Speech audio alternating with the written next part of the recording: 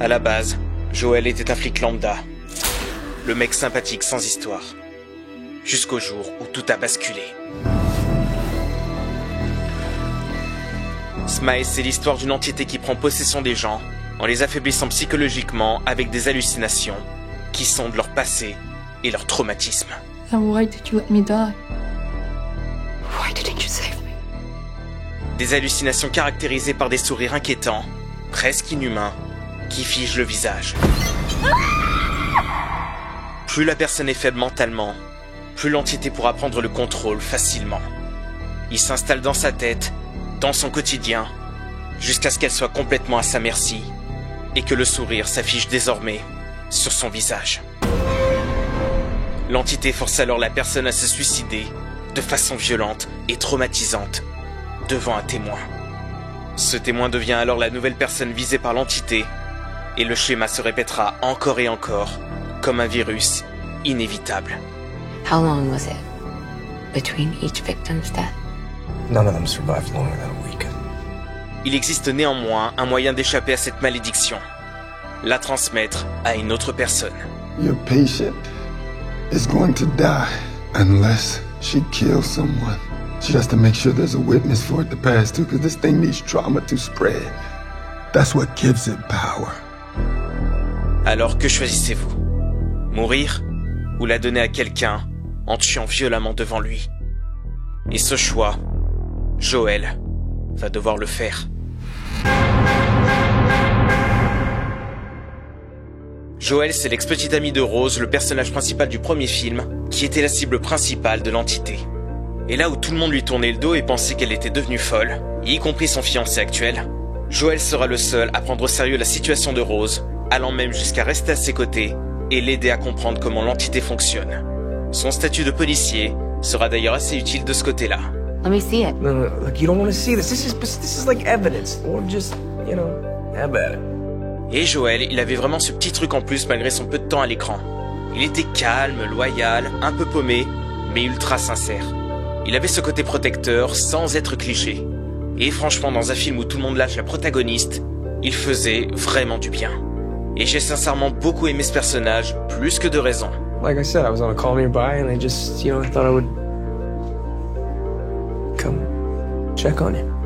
Mais je pense que le jeu de Kyle Garner y est vraiment pour beaucoup. Parce que l'écriture de son personnage n'a rien de révolutionnaire en soi. Beaucoup de choses passent par son regard. Ces non-dits qui rendent le personnage très attachant. Come on in. Malheureusement, à la fin du premier film, Rose se fait posséder et se suicide devant lui. C'est désormais lui, la cible de l'entité. Et c'est donc là qu'on arrive à Smile 2.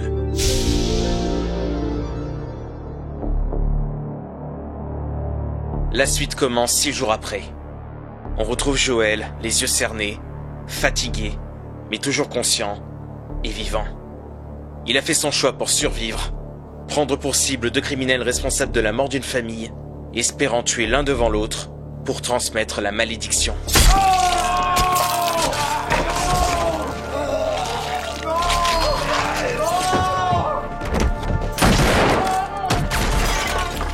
Malheureusement, une fusillade éclate, tuant le 2e criminel. Ce qui fait qu'il ne peut pas recevoir la malédiction. You can't die! It needs somebody to fucking pass you! If you die, it won't fucking work! Look at me!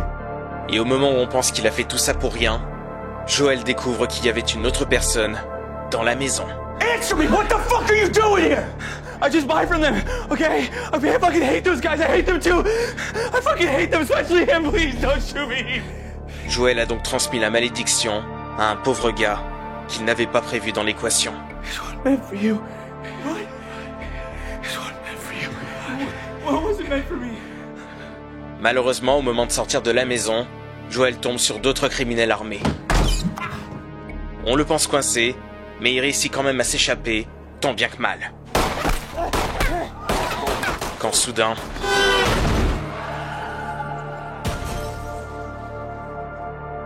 Joel meurt donc, alors qu'il avait pourtant réussi à vaincre l'entité. Alors, pourquoi je trouve l'introduction de Smile 2 absolument brillante? Déjà, commençons par le plus évident, la mise en scène avec l'utilisation du plan séquence. Le réalisateur Parker Finn avait déjà montré dans le premier film qu'il avait du talent. La direction artistique était clairement un des points forts de celui-ci, avec pas mal d'idées ingénieuses au niveau de la cinématographie. Ici, pour la suite, il a décidé de frapper très fort dès le début, avec cette séquence qui dure plus de 7 minutes, et du début à la fin, nous n'avons aucune coupure alors qu'il s'y passe beaucoup de choses. La pression est donc constante chez le spectateur. I always knew I wanted that opening sequence to be a oneer. You know, it's such an anxious, stressful sequence that it felt like if we just didn't cut the camera, that it would just dial up the effectiveness. And then as the director, you come in and say, all right, how the hell are we going to do this? Je n'ose imaginer la galère que ça a été de chorégraphier tout ça. Il suffit de voir le making-of pour se rendre compte de la dinguerie que c'est. Que ce soit au niveau de la mise en scène, que de la performance d'acteurs. La scène en devient alors plus immersive.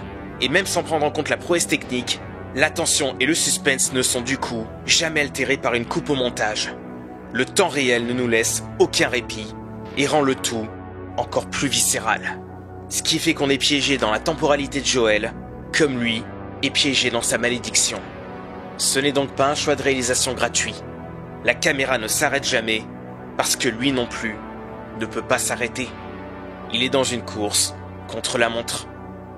Et la musique angoissante viendra appuyer le tout de façon percutante à de rares moments.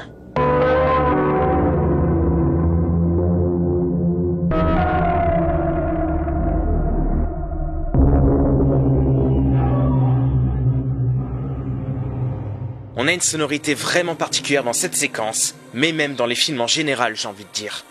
Le compositeur Cristobal Tapia de Veer, que l'on connaît surtout pour son travail dans la série White Lotus, a vraiment fait un travail incroyable au niveau de la bande sonore. Elle est à l'image de l'entité, inhumaine et effrayante. C'est vraiment de l'horreur auditive. La musique ne cherche jamais à être belle ou mélodieuse, elle veut avant tout être dérangeante, distordue, déréglée. Elle n'est pas là pour accompagner, elle est là pour posséder. Ce qui la rend d'autant plus stridente et malaisante. Même après que Joel s'est fait heurter par la voiture, et qu'on se dit que l'intensité de la séquence est enfin retombée, la musique nous empêche de redescendre complètement ou d'avoir un peu de pause émotionnelle.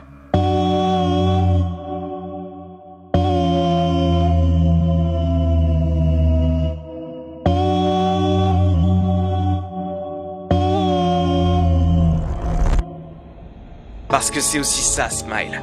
Un film qui ne nous épargne à aucun moment.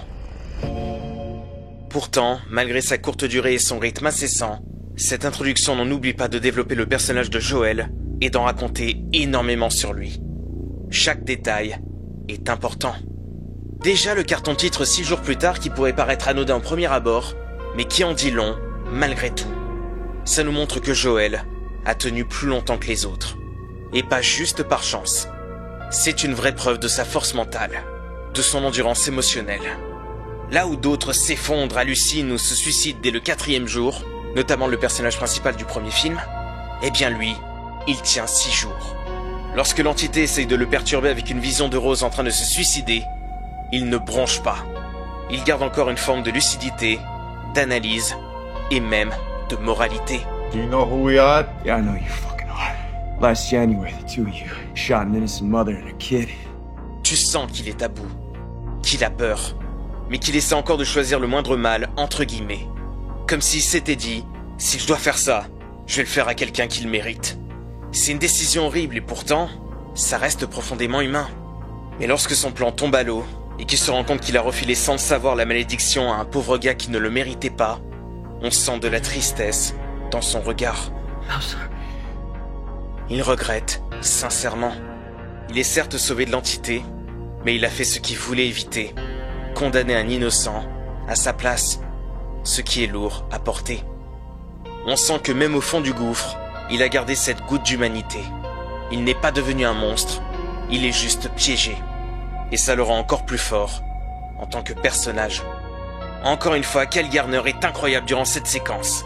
Il réussit à exprimer tellement de choses en peu de temps, et passe d'une émotion à une autre avec une facilité déconcertante.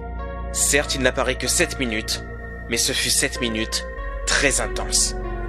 Quand je me suis lancé dans le visionnage de Smile 2, je ne connaissais pas l'histoire, je n'avais regardé aucune bande-annonce, Je savais juste que Kyle Garner revenait dans cette suite.